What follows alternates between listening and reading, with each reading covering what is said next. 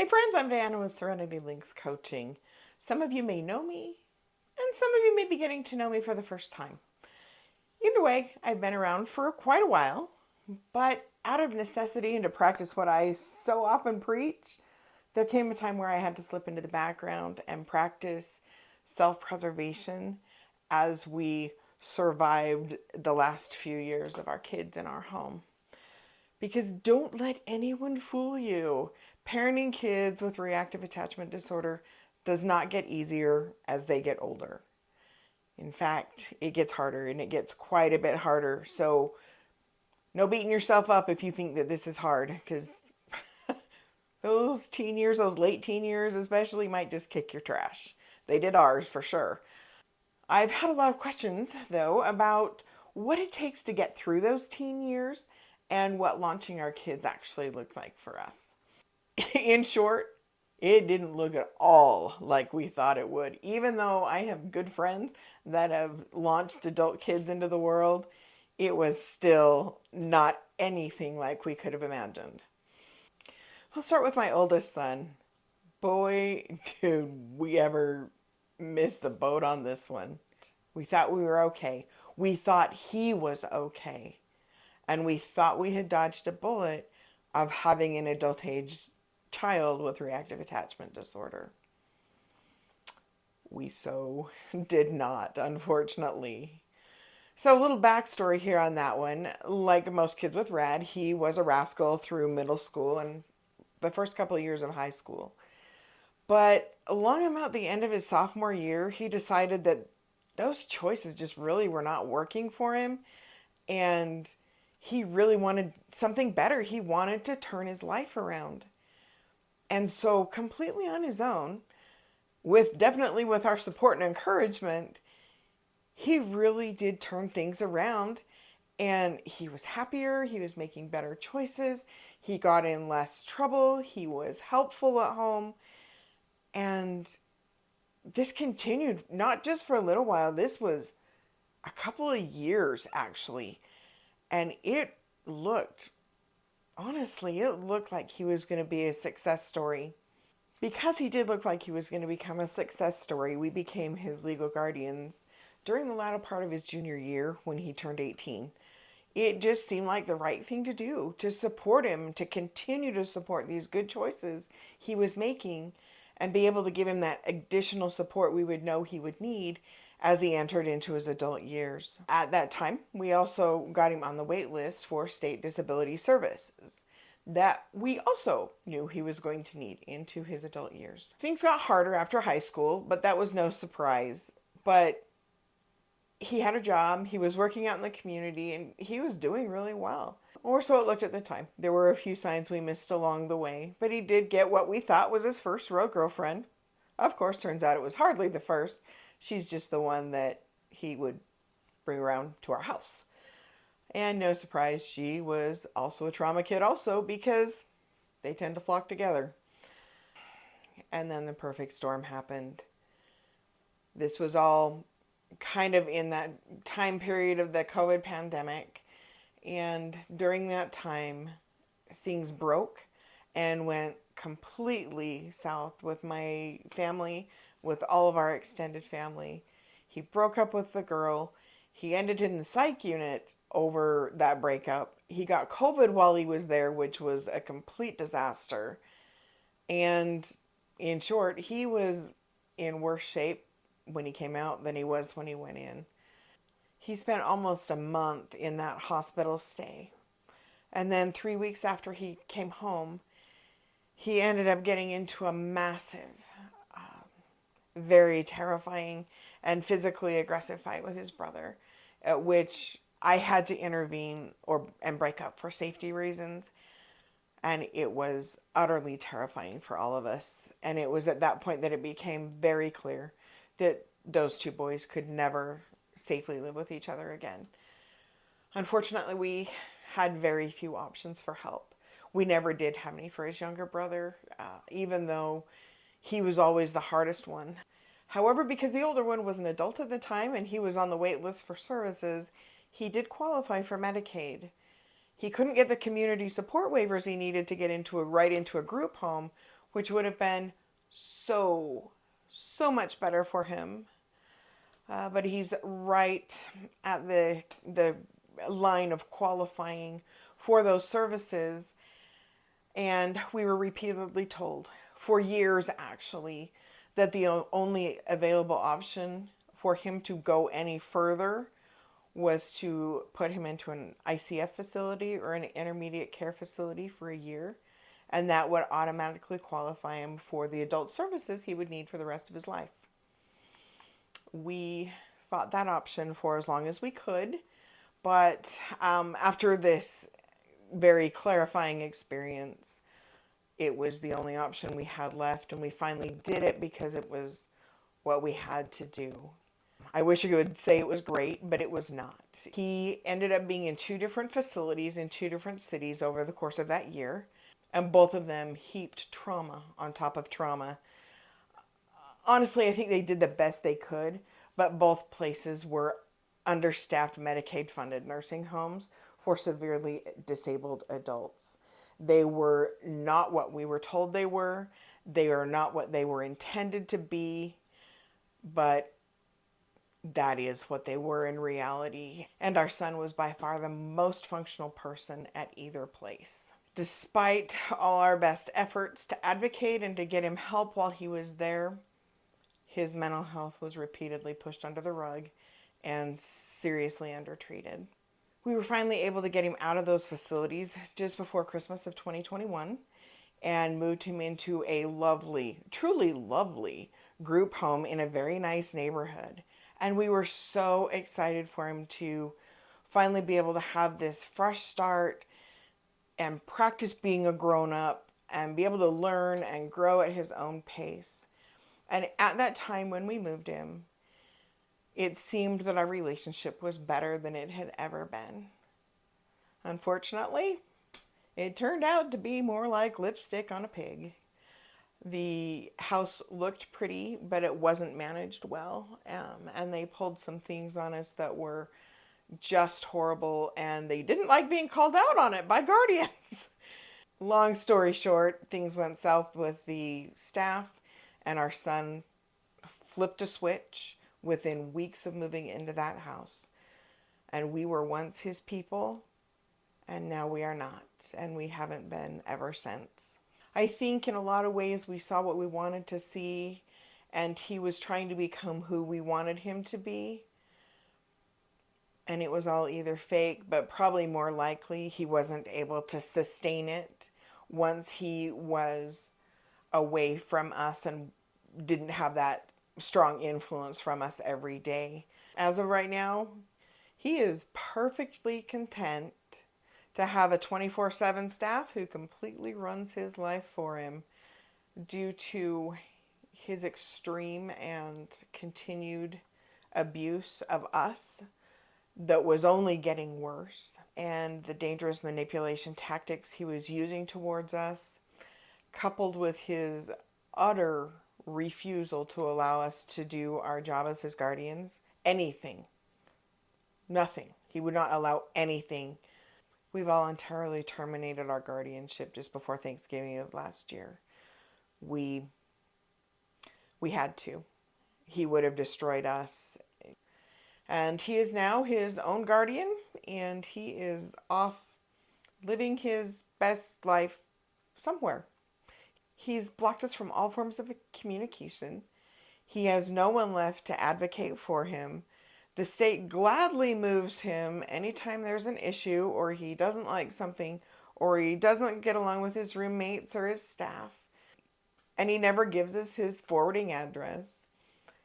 He has a very immature and controlling girlfriend who, no surprise, also a trauma kid.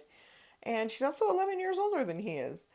And he just has found a way to surround himself with people who always say yes to anything he wants and has no accountability or expectations. And he severely punishes anyone who tries to put those in place. He's completely changed his identity and abandoned everything about who he was in his former life with us. He's changed all of his values and his morals. He's changed the way he looks, the way he dresses, what he eats, what he drinks, what he believes. He's most likely even changed his name. And he's created all new narratives about us as his family and growing up and how horrible it was and how he doesn't feel safe with us and how bad we were. And a lot of it sounds like his birth family. But the problem is he believes it. And there's nothing anybody can do to change it. We love that kid with all our heart and we wish him well. But we don't expect to ever really have anything more than minor contact with him ever again. He's a textbook classic case of borderline personality disorder, and he's become an extreme narcissist. And with no one left to call him out on that or to advocate for him with the mental health professionals, the medical people, it's not likely that will ever change or ever be properly treated. It's been a long and a heartbreaking process of letting go and knowing that we tried and that we did our best, but it was not enough. And he's a case that we thought would succeed, but trauma won. Now for son number 2. He was our big surprise, and I mean big surprise. That kid was always the hardest one from day one, even before he was 3 years old. He was the hardest one. He was the one who demanded all the attention, generated 80% of the chaos on our home every single day, and listened to no one and fooled everyone at the same time. School from minute one was a thorn in our side always, even from preschool. And it got worse in middle school, and boy, high school was a flaming disaster. Fast forward to last spring. We fought and fought and fought to get that kid an IEP, and they didn't listen until the end of his sophomore year. But last spring, at the end of his junior year, we had an IEP renewal meeting. The only one we ever had for that kid, mind you. And it was glorious, and it was glowing, and it was beautiful. And we felt like we'd had a meeting for a kid we've never met. And we told the staff that much. And they were very, very surprised when we said, your plan is all well and good, but in all honesty, we don't even expect this kid to graduate. And wow, that must have been finally the magic words that were needed to get them to listen. Because at that point, we told them everything again for probably about the 10 millionth time. And then we included all of his troubles at home and all of his troubles with the law. And lo and behold, within a week, he got caught stealing at school, and he got caught several more times after that. He also failed out of the juvenile mental health court system because he wasn't doing any of the work, and it was making things much worse. And we were to the point where we were done. We knew that we had literally done all we could do. Nothing had made a difference, and there was no way this kid was going to live in our home 1 minute past 18. We had nothing left to give. We had no more options. And we were devastated. And then we were granted a miracle. And I truly believe it was. And they will have my undying love, too, because of it. Because that miracle came in the form of a National Guard Youth Challenge program. They literally saved my son's life. And I get tons of questions about these programs all the time. I will put a link to them in the description. I get nothing from them, but they will get my undying gratitude. Long story short, those programs are tuition-free, quasi-military alternative high school programs for at-risk kids. And they are sponsored by the National Guard. There's 40 programs across the United States. They are residential programs that combine very strict military-style discipline, but also a heavy focus on academics and also turning kids around. Their motto is, "We believe in second chances." And that's what they do. Can tell. Kind of still chokes me up. Anyway, they love working with these kind of kids, and they do a great job inspiring them to do and to be different. Much as I love this program, there is one disclaimer I will put out there for all the desperate parents, because I know about the time these kids turn 15 or 16, you're just like, what am I going to do? And so I want to put this one little disclaimer in there. They do take kids from 16 to 18. However, I strongly, very, very strongly recommend waiting until the kids are closer to 18 and high school graduation is within reach, or that you 100% know that the kids will not be coming back to any of their old environment, including your home, their old school, their old friends. I've seen it happen many, many times. The ones who leave the program and move forward do really pretty well. The ones who go back home and have to finish high school and end up going back to their old school, their old friends, even just their old home, with the same situations, they're not really able to sustain it, and they really struggle to maintain all the good things that they gained from it. As of right now, our younger son, who knows that he was a pain in the rear, now lives in his own apartment. He has not lived with us since the day we left for him to join the academy. He has a job. He pays his own bills. There's still things like money management we still have to help him with. And he still does find some ways to get himself in trouble. But he's also really quite involved with our family. We're still involved with him every single day, and he's willing to let us help him out. And I would say he is a 90% different kid than he was when he went into that program a year ago. And even to the point that the kid is actually pleasant to be around most of the time. And for that, as a mom of kids with reactive attachment disorder, now you know where the tears come from. Now for our daughter, she's our bio baby. We were so happy when she started college and was finally free from all the chaos of living with her brothers. She was able to go to college for one semester, and then she chose to serve a mission for our church. 3 months into that wonderfully, truly glorious experience, she was hit by a car while she was on a bike. And it looked like a minor accident. Unfortunately, handled very poorly by the powers that be, and she ended up being sent home with a sprained ankle about a month later. See? I still got leaky eyes over all that. Cool. Anyway, she's not had a moment of reprieve since that accident.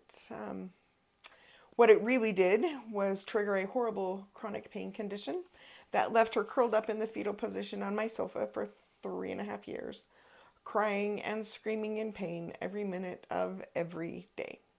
And we tried everything to try to help her. Nothing worked. Absolutely nothing worked.